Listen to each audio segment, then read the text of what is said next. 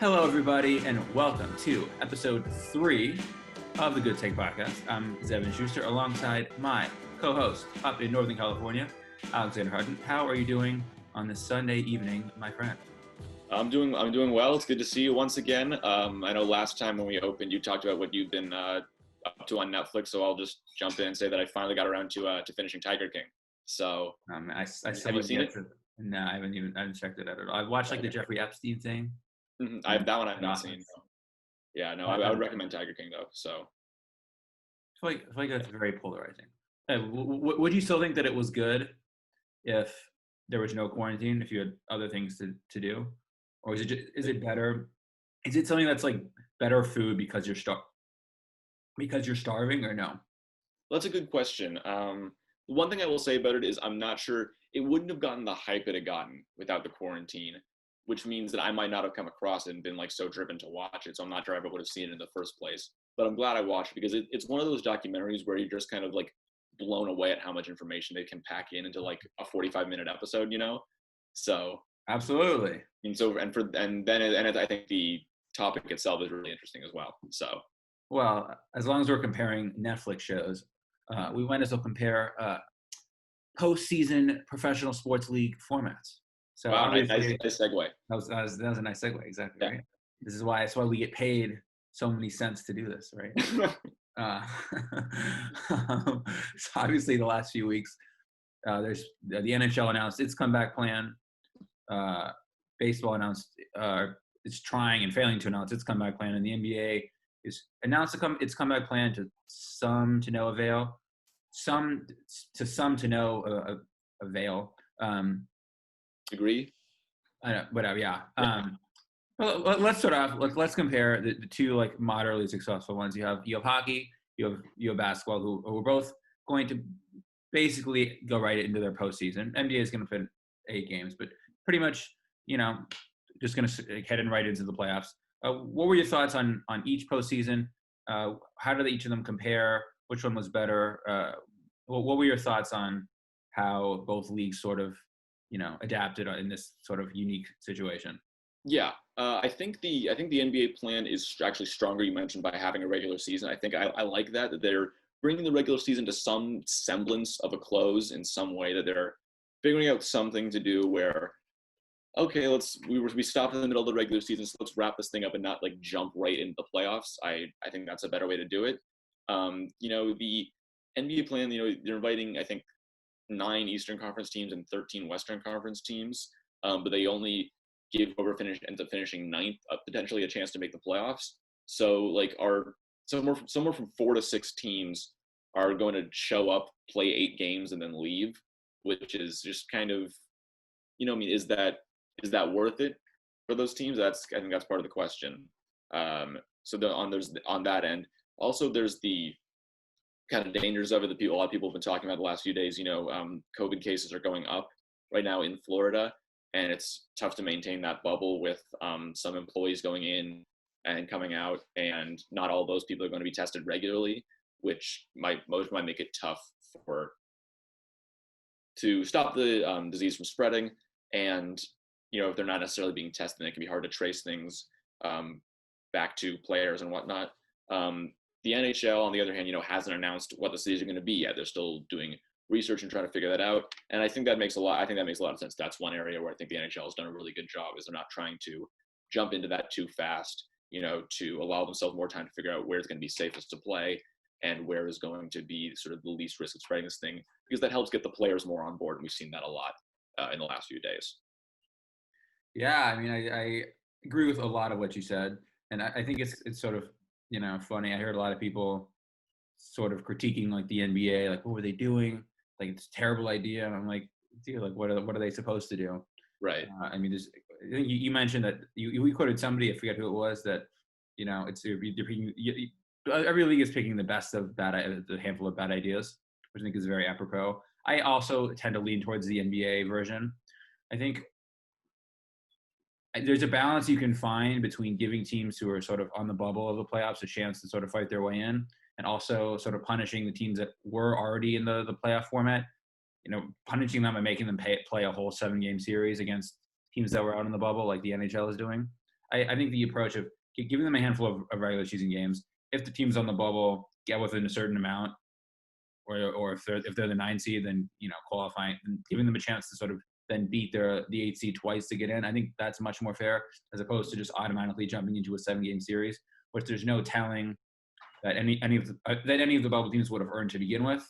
But that way, what the NBA is doing by giving the bubble team a chance to earn just a chance to beat the 8 seed twice without losing, just to get in the playoffs, I think that makes a lot more sense. As for the bubble idea and the employees getting to go in and out, I mean, that's obviously not ideal. I don't know. Right in the world, there's nothing ideal right now, obviously. So I really, I think the NBA did a better job of making lemonade out of lemons. Yeah, I would agree. And one thing I will sort of say going off that is any situation where the 22nd best team could win the championship without playing some additional regular season games, like, doesn't fully check out to me. I feel like if you're going to give that team a chance, you have to create a situation where they work their way up to get into the playoffs in the first place. Exactly. Whereas, like you said, just jumping into the 7-game series doesn't really feel like that same. And we've seen with hockey, I mean, more than any other sport, I mean, any team can win any series. I mean, obviously last year with the Hurricanes, I mean, they had 8 seeds to beat 1 seeds in hockey all the time. Obviously, we're both Sharks fans. We remember when they lost to the Ducks. Yeah, had the best record in hockey. And then a couple years later, the Kings won the Stanley Cup as the 8 seed. I was gonna say too, like, I think the Capitals have lost twice as the 1 seed. So that sounds right. Yeah, in the last decade. So listen, I mean, am I betting on it? No. Would it shock me if the 22 seed? That's like weird to even say. The 22 seed. If it wouldn't shock me if they got to the Cup final. It wouldn't shock you, would it? No, I mean, just riding a hot goaltender or something like that at the exact right time, and who knows? 100%.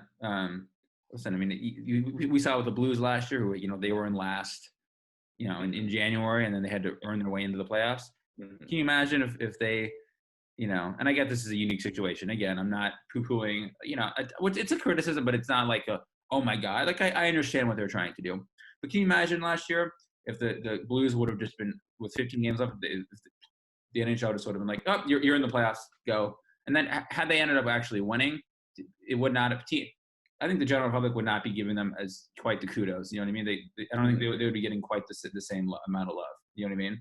Versus definitely them getting their way in, I think was beneficial for them and for how their win is viewed, and for like the league, and sort of the healthiness, the healthy competition of the league. Don't you think? Yeah, for sure. And also going off of that, in that same Stanley Cup playoffs last year, the Lightning were the most dominant team all year, President's Trophy by a wide margin, and then their momentum just kind of hit a wall in the first round, and they got swept. I mean, and there was no team kind of rolling like that this year. I forgot to mention them. Yeah, I mean, there was no team that dominant this year, but at the same time, the best teams are just kind of had to come to a halt. Now they got to sort of pick it back up again, and everybody is kind of more or less starting from the same place at this point.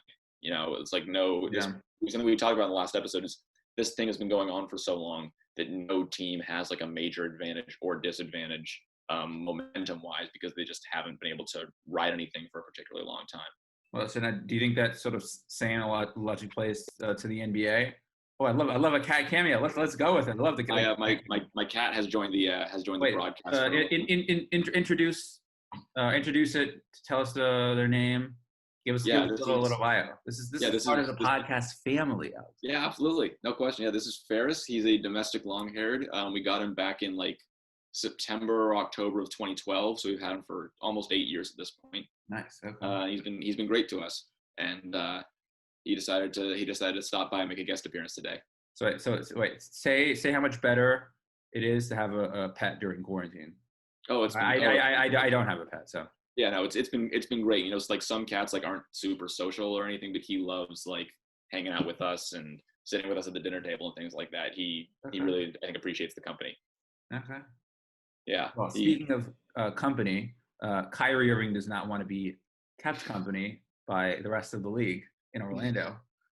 He had a lot to say, and my segues are like, gosh, they're like Klay Thompson's third quarter. So just like.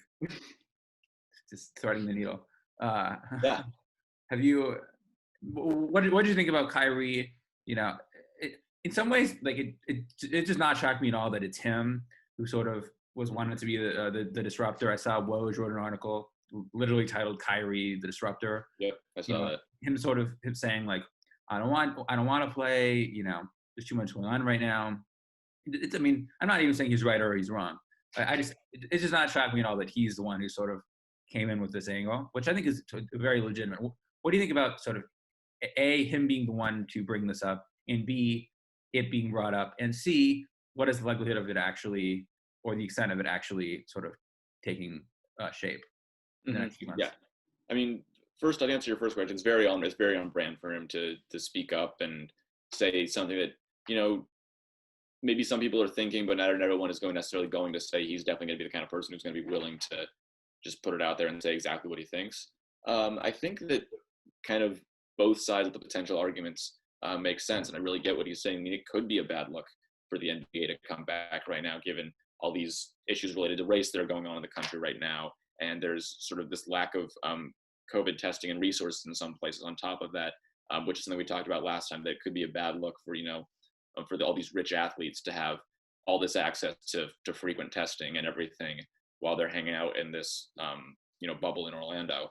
And at the same end, they are willing to sort of take a health risk so that we as fans can be entertained. Although I do want to just sort of point out one thing, that he did say a quote. I don't have the exact word for word thing, but what essentially it amounted to was, if there's a way to have both, where we can continue to use our platforms and basketball's not a distraction, but we can also play, then let's make it happen. So he does want to find some way where both can happen at the same time. He's just not sure. But he did say that I'm paraphrasing, but he basically was like, quote, you know, I don't support going to Orlando. I'm not into this systematic racism.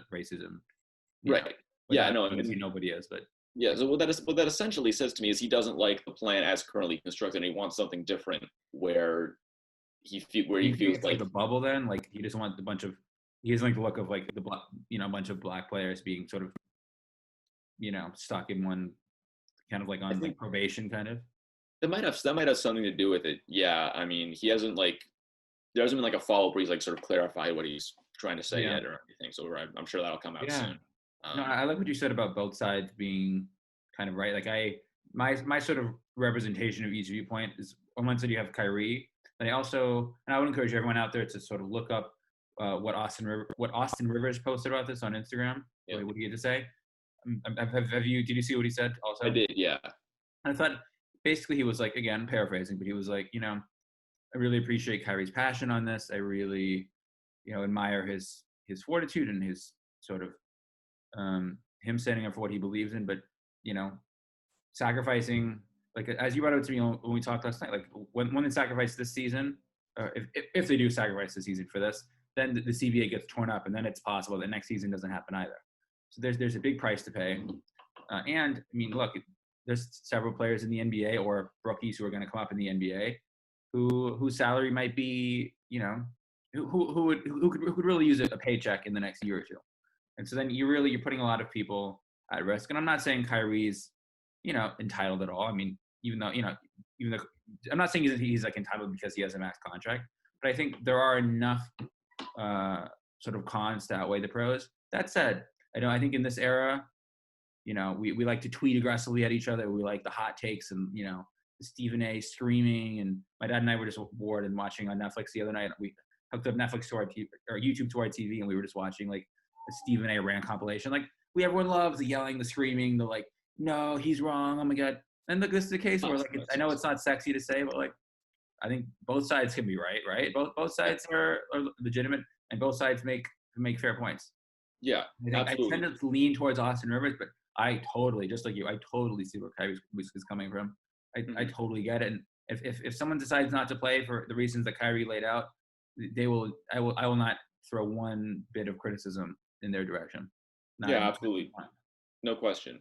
But just to go sort of more towards the side of Austin Rivers for a moment, you know, there's kind of this thing of like weighing all the potential options, you know, what is the short term versus what is the long term, and kind of doing a calculation of all the potential options, because Kyrie's been talking about wanting to use his platform to enact change, and he thinks like the season might be a distraction for that, and that is totally understandable, 100%.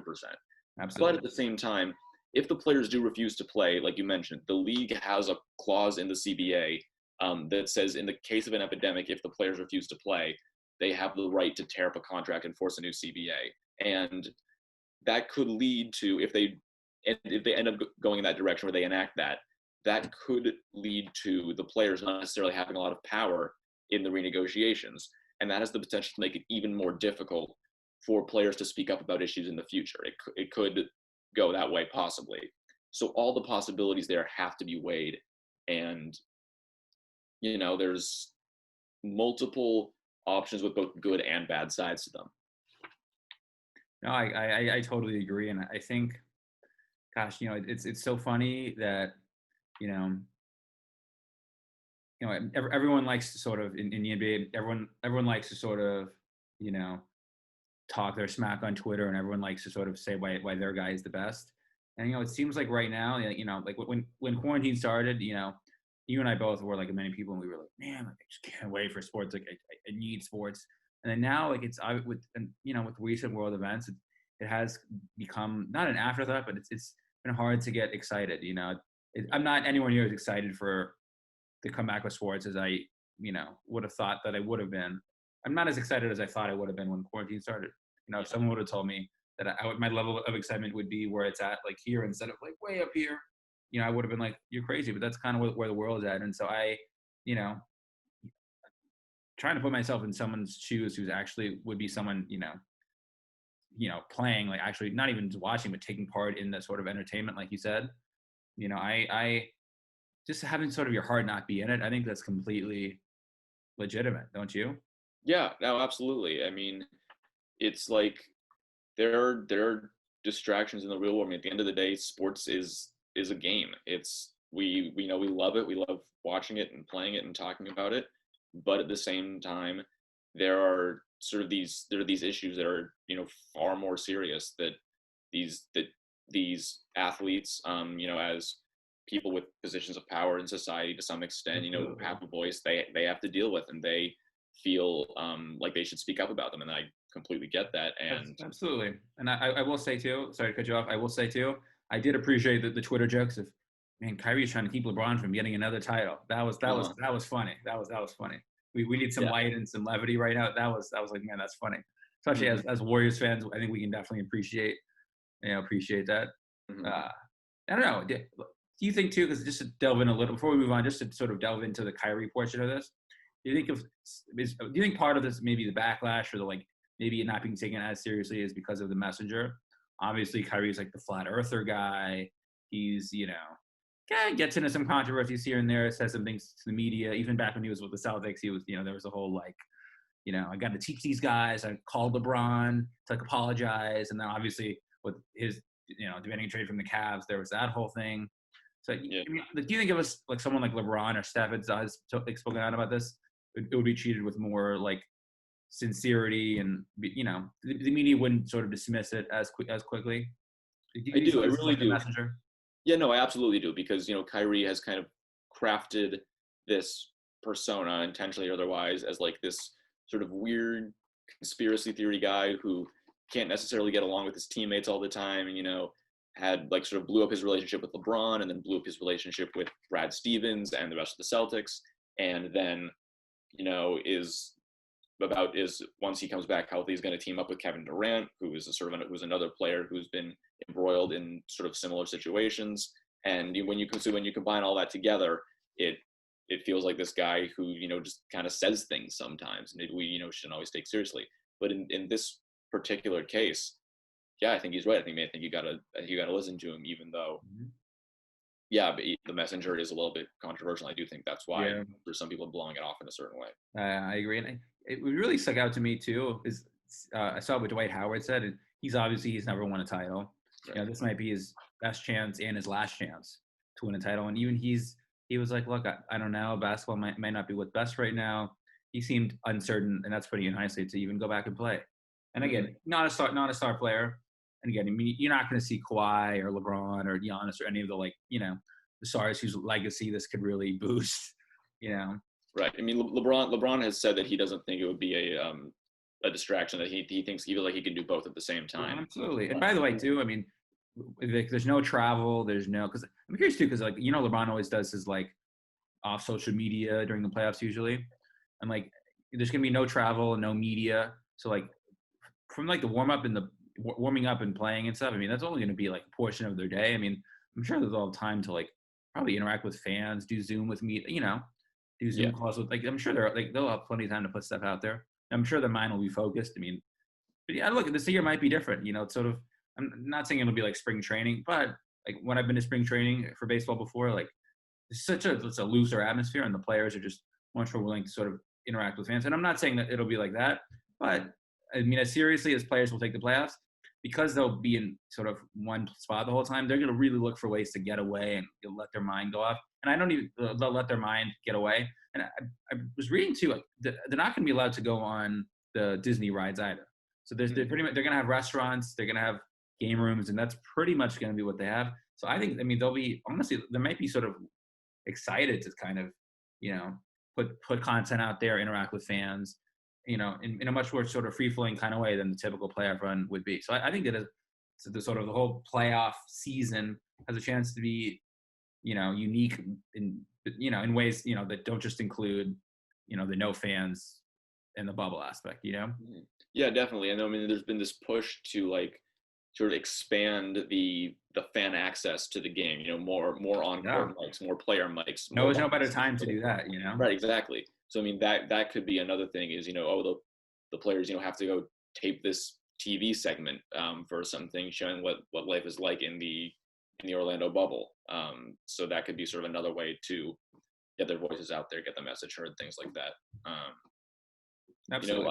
One thing I will say, though, one thing I will just note is Steven Jackson, who was a friend of George Floyd's and sort of in the last few weeks has spoken like very powerfully and very movingly on what happened there.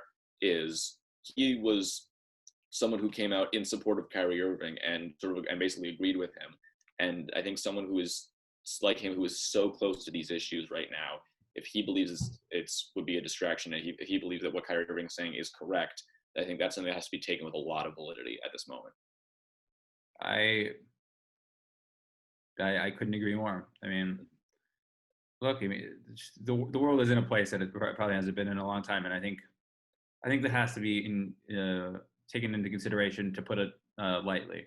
But just to wrap this up, then, if we'll get into if you were put in charge later on. But for this, if you were put in charge for this, which way would you have it go, and which way would you expect it to go?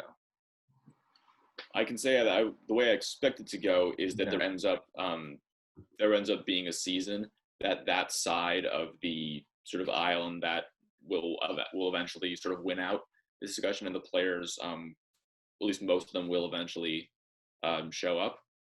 Do you know what the situation is? Like, are players like in the current contract? Like, are players allowed to opt out? So Adam Silver, So Adam Silver said that if the players don't want to come, like they don't have to, and there won't be any punishment. Especially if they're working out with their teams, and they, I'm sure that they'll have to dot some I's and cross some T's, but I don't think that there won't be any league punishment. I don't think. Mm-hmm. Yeah, so I think. You want to talk about a bad look? I mean, that would be a bad look for the league. Yeah. So I mean, I think with that in mind, I do think there will be a season of some kind. Maybe not 100% of the eligible players are going to show up, but I do think we will get basketball this summer and into the fall. So that's kind of how I see it going. Well, since my segues are already on point today, and you just mentioned that you think there's going to be a season for basketball, do you, Alexander Hutton, hold that same line of thinking, that same wishful, optimistic thinking for Major League Baseball? That is a very good question. Yeah, there's a lot of negotiations going on right now between the owners and the players, still unable to work out a deal. At this point, the players have kind of said, we reject the latest offer. We're not going to counterpropose, so we're just going to let the league set the season. People have come down on both sides of the players, on the side of the league. What's your thought on? I'm 100%, 1,000%, 1,000,000%, a jillion %. to infinity and bajillion percent. Let's get little kids like to say on the side of the players. I mean, right now the owners are not. They don't even want to pay them, their full salary for the portion of games that they would play. Like they're trying to pay them a portion of their salary for the portion of the salary that's already going to happen. Because again, I mean, they play 70 games and that's less than half of their salary. But the owners won't even pay them, their full salary. A full salary's worth of 70 games. They want to pay them a portion of that. And I think the players are rightly saying, like, no way. Again, you have to remember, not every player is, Manny Machado or Bryce Harper or Meg Trout making $300-400 million. And you have, a lot of guys. I mean, especially with baseball and the whole arbitration system, which is stupid. Most guys, aren't going to get paid significant money. And by real world standards, it's a lot of money. But by baseball standards, they're not getting paid a ton of money until their 6th or 7th year. So I think, for if you're in Major League Baseball and you see the owners trying to like sort of squeeze you out of every last cent, I would be like, hell no, like screw you. Like you guys are better off than us. We're already having to take a huge pay cut as it is because of the season being, significantly shortened. Just pay us our salary, proportionally, to the amount of games that we play. Mm-hmm. What do you think about the whole situation? Yeah, I do think both sides are fault to a certain extent, but I do support the players. I mean, think about it. They're the ones willing to risk their health for our entertainment, while the owners get to go nowhere near it. Like sit in their suite or like in their man cave in their living room. Exactly. Yeah, exactly. And on top of that, the league, is signing TV contracts worth hundreds of millions of dollars. They just got a new one with Turner Sports worth either $500 million or $1 billion, depending on what source you look at. And I don't think that the full prorated salaries for the players, like the per game basis, you just give them what they expected to earn per game for however many games they end up playing. I don't think that's too much to ask from the players' perspective when they're risking their health to go out there and play a game so that we can get entertainment during this time. Like, I don't think that's an extreme demand. I mean, I think on top of that, I think even without fans in the stands, I still think ratings are going to be good this year if there is a season, given everything that's going on with the Astros and now these new details with the Yankees. I mean, it's really going to be fascinating to watch if the two sides can come to some kind of an agreement where the players show up to play. I mean, at this point, I think like maybe, a 70-game season with full prorated salaries is what would make sense given how far we are into the season and how much time they would need to get ready to go. Like, I don't think that's an extreme. Like, the owners are treating it like it is, but I don't think it is. I mean, I don't think it's an extreme either. And, I don't, in some ways, I think the season would be sort of, interesting to see the baseball season treated as a sprint from start to finish. Because it's always been like, it's a marathon, long season. You hear managers say that, no, we're just going to like come back every day and, like just come to the ballpark, ready to win a baseball game. That's what they always say. And now, 5-game losing streak would have more meaning. That said, on the flip side, whoever won the World Series, it might be treated as more fluky and less, teams might, I guess maybe the general fan base, the general public might not look at it and give it the same credence. So I think there's pluses and minuses. Just to touch on the Yankees thing really fast, there was a cover on one of my friends from New York sent me. The cover of the New York Post said, sorry, Astros, we didn't cheat like you. And then it said, "You wish." I just wanted to point that out. That was clever. But I'm very interested to see what comes out with that. For those who don't know, the commissioner or the league office wrote a letter to the Yankees to inquire about their cheating in 2017, and now it's going to be uncovered. Should be in the next week or so. And just to add on to what baseball is sort of losing by the season not happening.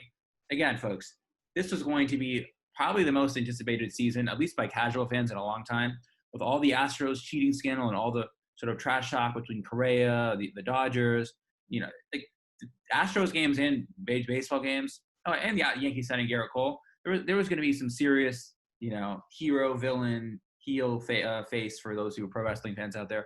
There would have been some serious, drama and storylines, which, listen, that's what the NBA has in bulk, which baseball just doesn't really have, because they don't do a good enough job in most people's opinions of sort of marketing their players.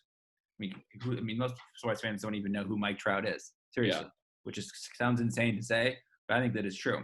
But baseball has some serious, narrative and storyline juice, and now that they're not going to have it. But just to tie that up.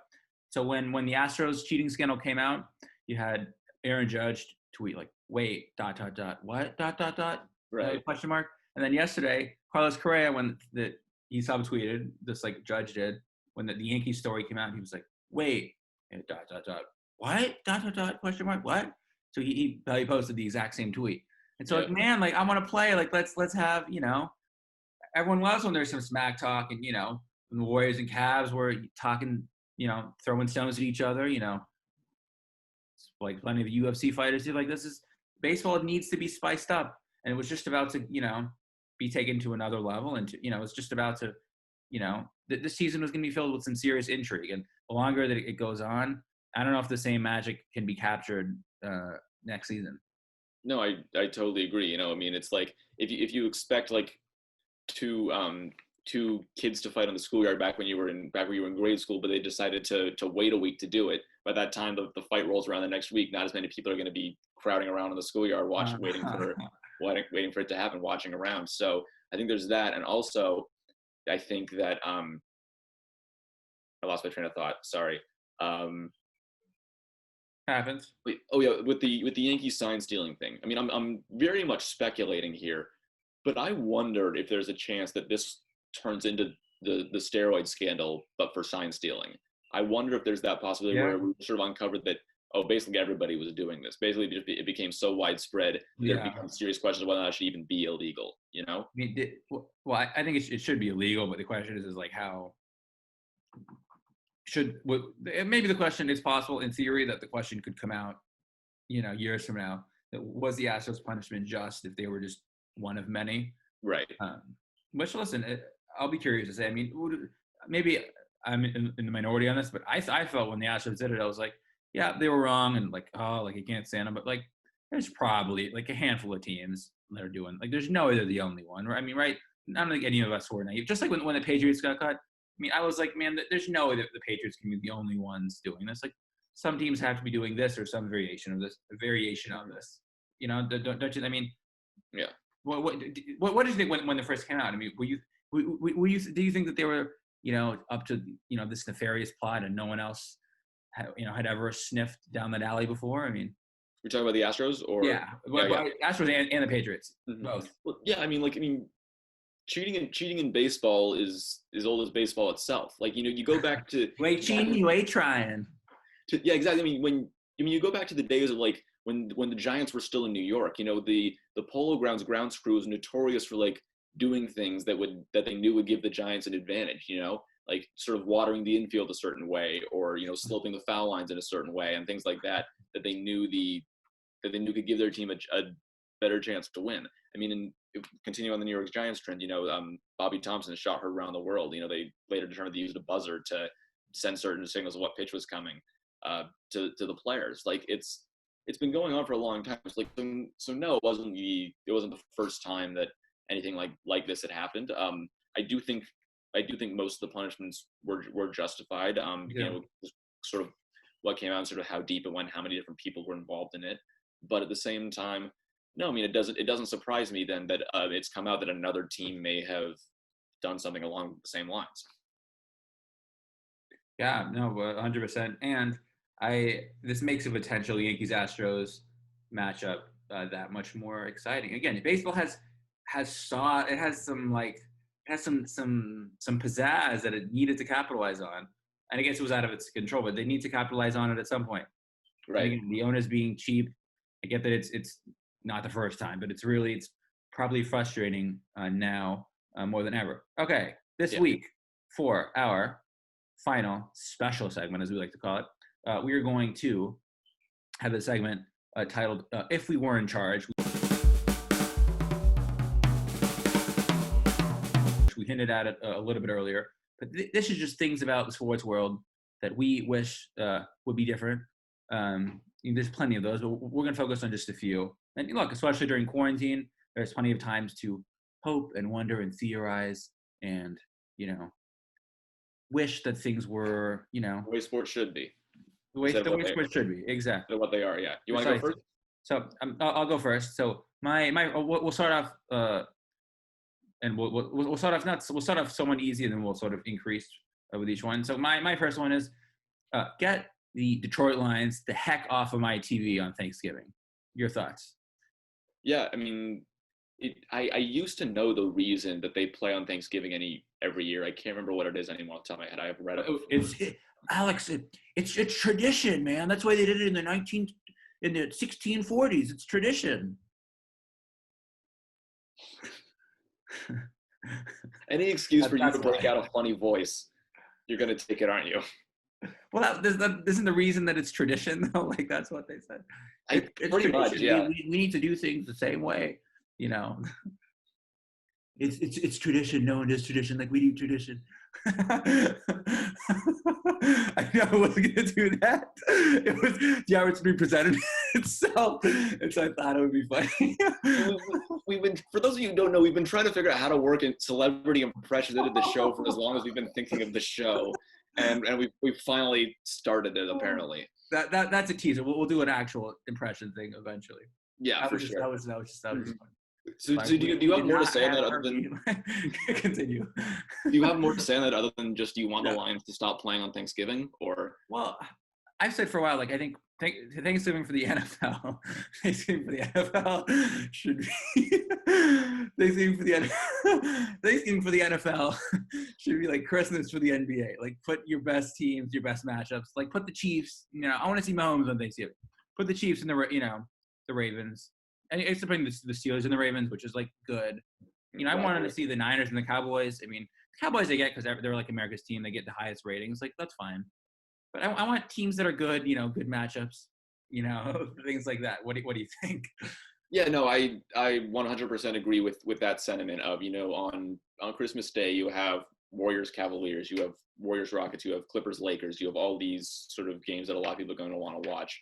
Whereas, I mean, if the Lions, had a really good year the year before, put them against the Packers or something and do that. Like that, in the fact that the Lions themselves inherently is not a problem, but like just the need to put the same team on every year, I think it's kind of what you're saying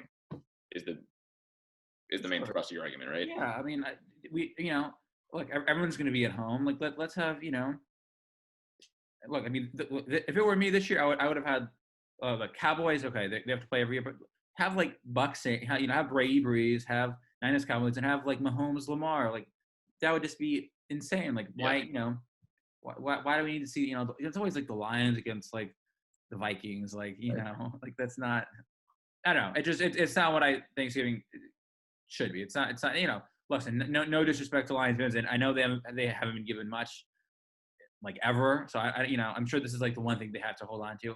And I don't mean to, if someone may listen to this from Detroit eventually, I don't mean to crap on you guys. I empathize with having a, frustrating team for many years. This may be the one thing that you have to look forward to. Like, I get it. But for the rest of America, that's just not in the top 20 things that we want to see. So, All right. What do you have? All right, my turn. Yeah. So last year, the Atlantic Professional Baseball, in sort of conjunction with the MLB. So just as a background, the Atlantic League of Professional Baseball has an agreement with the MLB where over the next few seasons, the Atlantic League of Professional Baseball will test out different rules and systems and methods to see if they're going to be applicable to MLB sometime in the future, if MLB wants to adapt them as rules or systems of how they do the game and things like that. Things like pitch clocks, and the one I'm thinking about here, which is robot umpires. Last year during their All-Star game, and maybe a little bit more as well, that I'm not totally sure, but they briefly experimented with using a robot to help call balls and strikes. And if I were in charge, I would want to explore this idea further. I would put funding and research in to determine whether or not this sort of thing is a viable option, not just for calling balls and strikes, but for more general things in sports. I mean, there should be human error in sports. I don't disagree with that, but I think it should come from the players and not the referees. You shouldn't have the players figure things out for themselves. Like, they shouldn't be their own referees. There should be some kind of arbiter, but you want to make the calls as accurate as possible. I feel like refereeing is I mean, how often, is there a bad call and that's all anybody can talk about from the game the next day, Like I don't like when that happening. It should be like so rife with inaccuracy. And I don't want to put the human umpires out of a job or anything. I'm not doing with that. Like they should still have a human there to overrule the computers in case the computer makes an error of some kind, which is, Oh, you just mean like balls and strikes. What about like at first base and stuff? yeah, no, I mean, put it there too. Like and not Could you just do that though? Like, would it just test out whether the ball?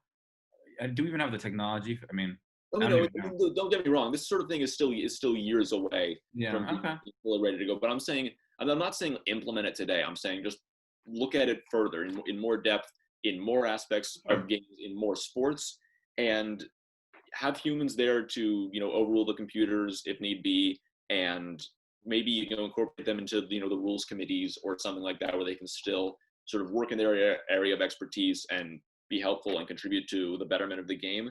But I want to make umpiring and refereeing as accurate as it possibly can be, and I think computers are sort of more headed in that direction.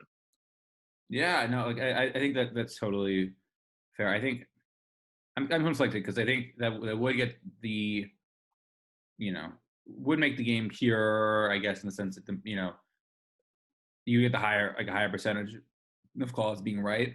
I think the question that Major League Baseball will have to weigh is it worth potentially losing viewers? I mean, it's possible to me someone might turn on a game and see it being very overly robotic and very, too sort of like, you know, like a too like sort of structured like a cable news segment and just be like kind of turned off. It's like that's not, it may not be like loose enough for the average viewer. And I might not be a huge deal. I mean, as long as you have the players playing, like that should be fine. But I think some people would legitimately be like, oh, you guys, you're using robots. Like, eh. Again, baseball, like everything in every sport, like baseball will always have its share of diehard, fans like us who will always watch. But if you're trying to draw in new fans, I don't know if that might be even a small deterrent. And like maybe even if it is, baseball might not even care. But Mm-hmm. I think it's a good thought. And I'm not sure how balls and strikes I'm fine with. I don't know, for every single ground ball. I mean, for every time it being put in play to use it also, that I'm not sure that I'm for. I mean, look, it wouldn't add any more time to the game or anything, It would, and a lot of them, it would just be for those.